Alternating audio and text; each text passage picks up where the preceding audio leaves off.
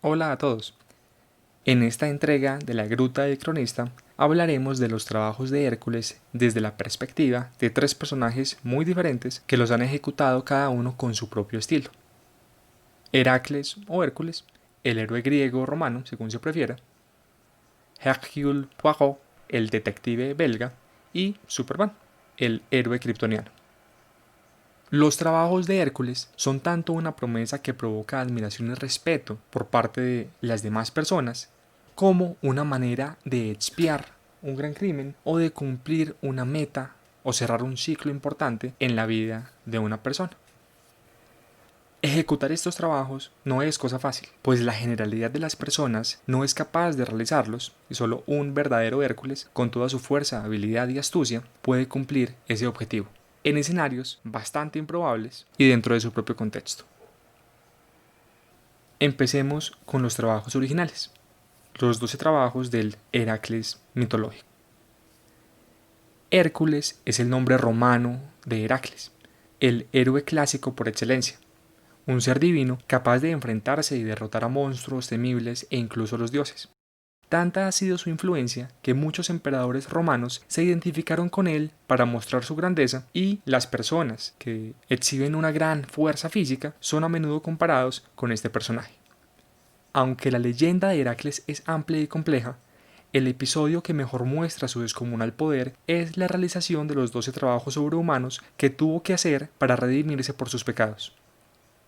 Recordemos que la relación de Heracles con los dioses siempre fue de pasiones y odios, en especial de odios, y en particular con Hera, la hermana y consorte de Zeus. No en vano, Heracles significa gloria de Hera, un intento infructuoso de apaciguar su furia adoptando el nombre en su honor, ya que el nombre original del héroe no era Heracles, sino Alcides. El origen del odio de Hera hacia Heracles se explica en los celos que le causaban las aventuras amorosas de Zeus con mortales, ninfas, diosas y en general con cuanta criatura le pasara por delante.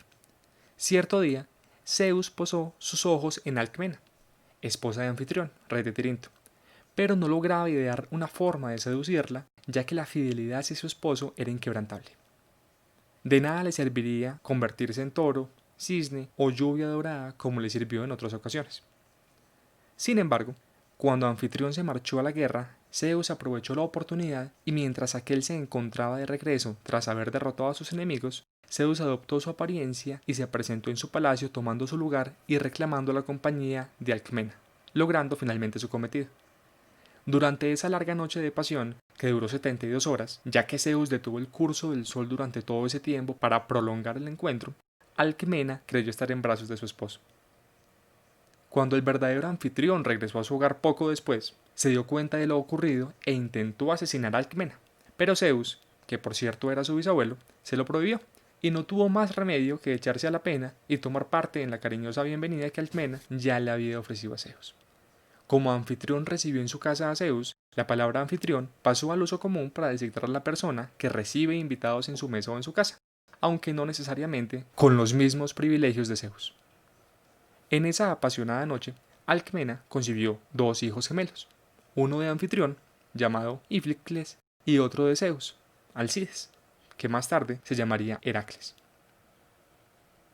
Una de las versiones sobre la historia de Heracles cuenta que Hera no solo se valió de varios artificios para retrasar su nacimiento y así evitar que heredara el reino de Micenas, sino que envió dos serpientes para que mataran a Heracles.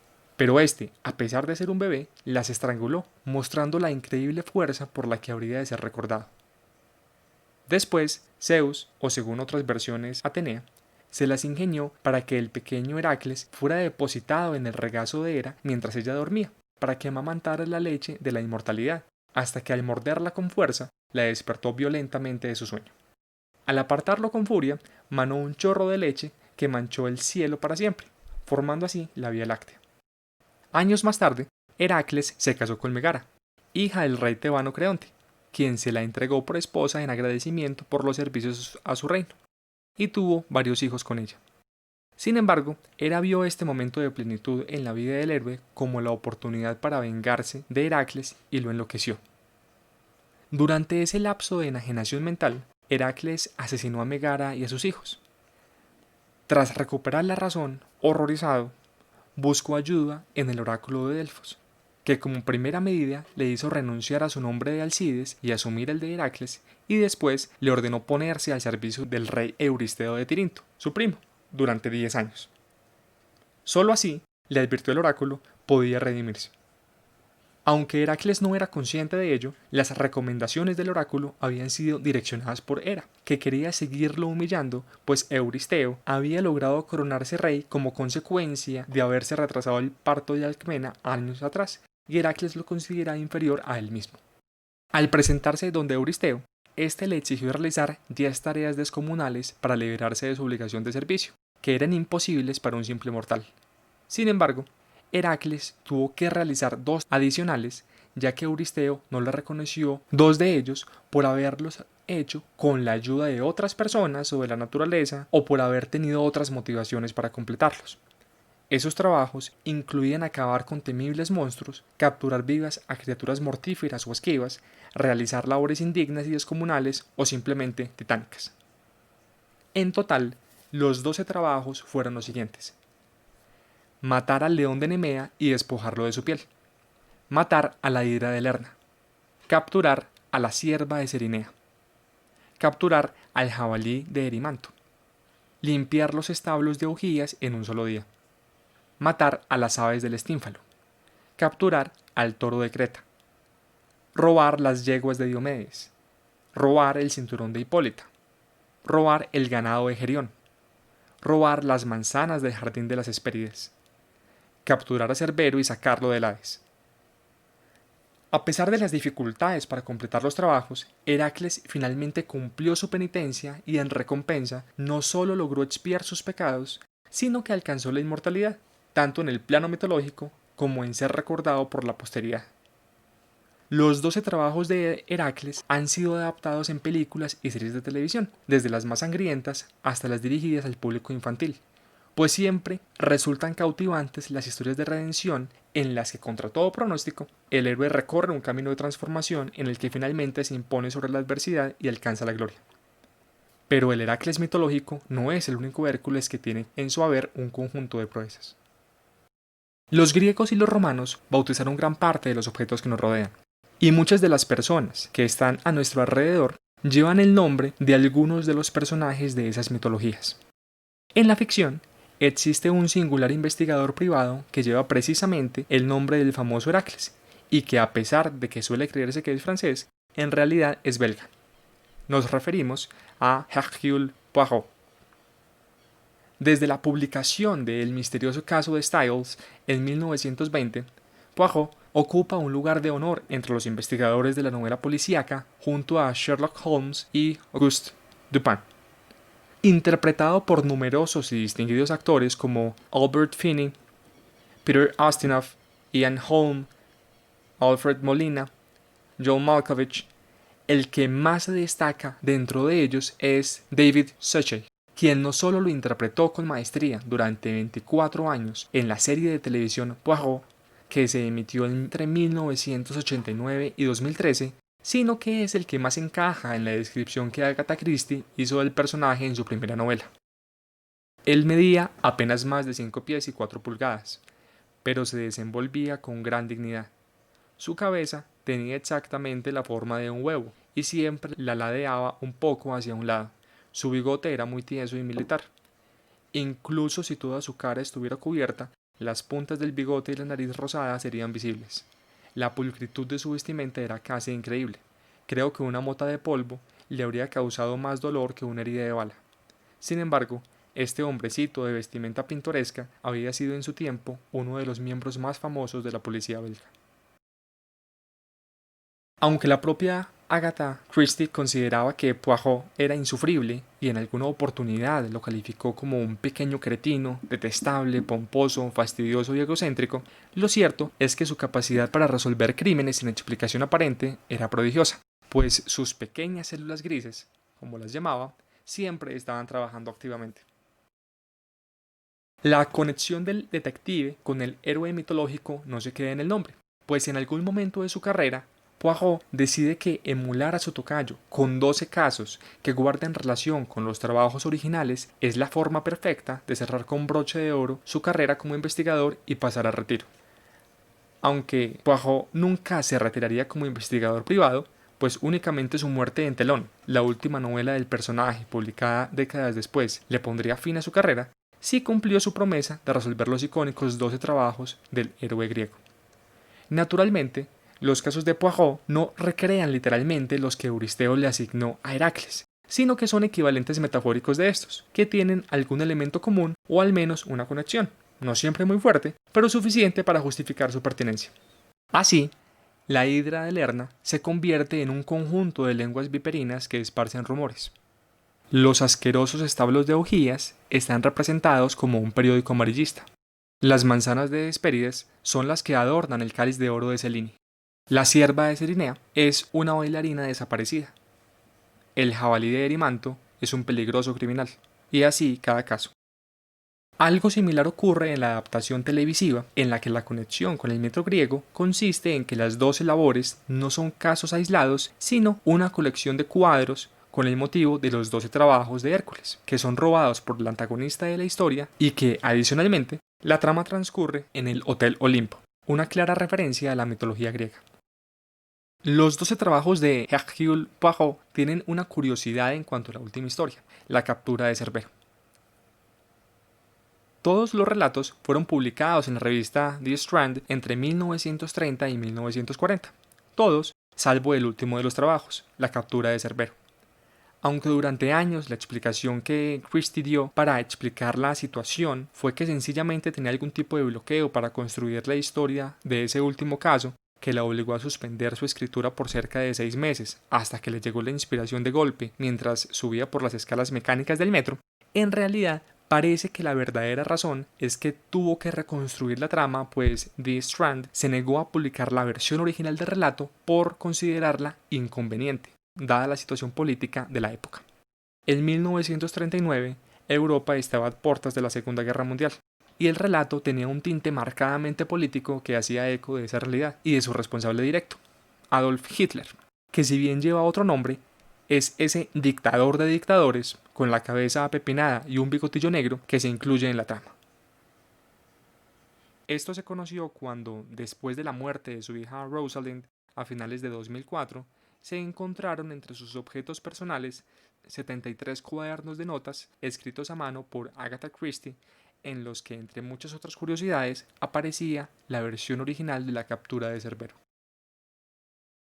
Además del detective belga, existe otro personaje que también ejecutó los trabajos de Hércules y que tiene en común con el héroe griego su fuerza descomunal. Este personaje es Superman. Desde sus inicios, la fuerza de Superman ha sido comparada con la de Hércules, incluso desde su concepción, ya que Joe Siegel se imaginaba precisamente eso, un personaje que combinara a Hércules y a todos los hombres fuertes de la historia en uno solo. La relación entre Superman y Hércules es incluso más cercana de lo que parece, pues ambos son seres superpoderosos que son educados por seres inferiores, lejos de su padre biológico, y que eventualmente reivindican su origen divino y son admirados por dioses inmortales. Pero en la miniserie All Star Superman, el paralelo entre los dos personajes va más allá del poder físico. En esta historia, escrita por Grant Morrison y dibujada por Frank Quitely, Superman enfrenta la peor realidad de cualquier ser vivo, su propia mortalidad.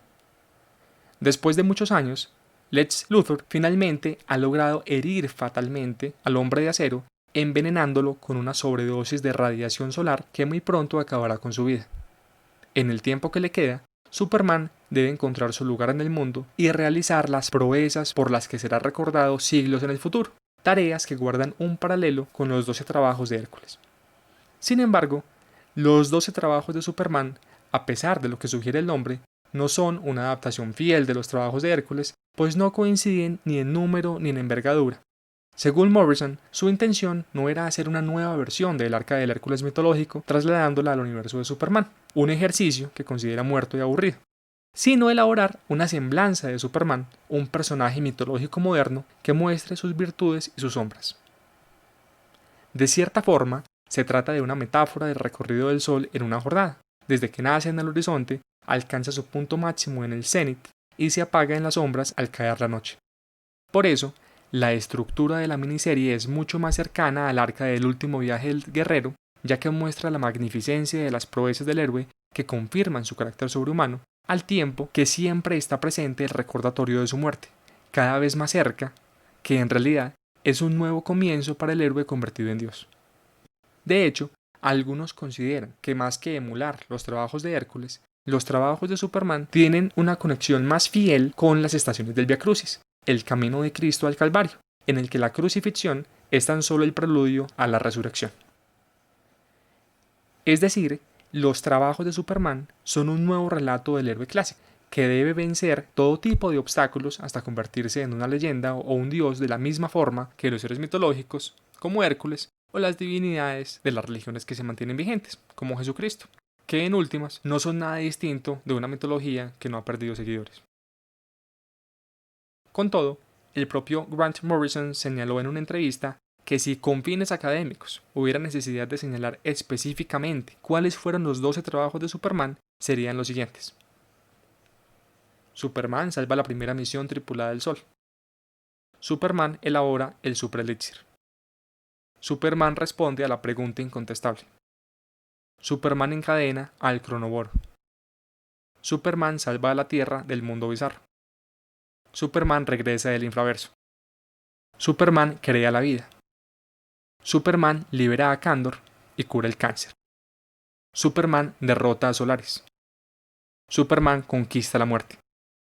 Superman construye un corazón artificial para el Sol. Superman deja la receta o la fórmula para crear a Superman 2. Además, Morrison agrega una proeza adicional, consistente en que Lex Luthor entrega su propia versión del haiku del campo unificado, explicando los principios fundamentales del universo en 14 sílabas, cuya composición fue la obra de la vida entera de uno de los filósofos del proyecto. Pero incluso estas proezas de Superman no son ni las más impactantes ni las más importantes, sino aquellas por las que se le recuerda en el futuro, lo que evidencia que la historia se escribe desde la perspectiva de quienes la analizan desde el futuro y no desde la de quienes la vivieron, que seguramente les hubiera dado más relevancia a otros hechos. 3 Hércules muy diferentes que tuvieron que realizar proezas inconcebibles para quienes los rodeaban, proezas que ratificaron su genialidad, habilidad y poder, y que sirvieron para consolidar su leyenda. Proezas que, al igual que todo relato mitológico, han sido adaptadas de distintas formas, como se puede ver en las variaciones que de ellas se hacen en las películas, y que muestra precisamente la gracia de los mitos y las leyendas. Que los cambios a la historia original pueden ser buenos o malos, pueden ser redundantes o no, pero en todo caso no afectan su esencia. Esto ha sido todo por ahora.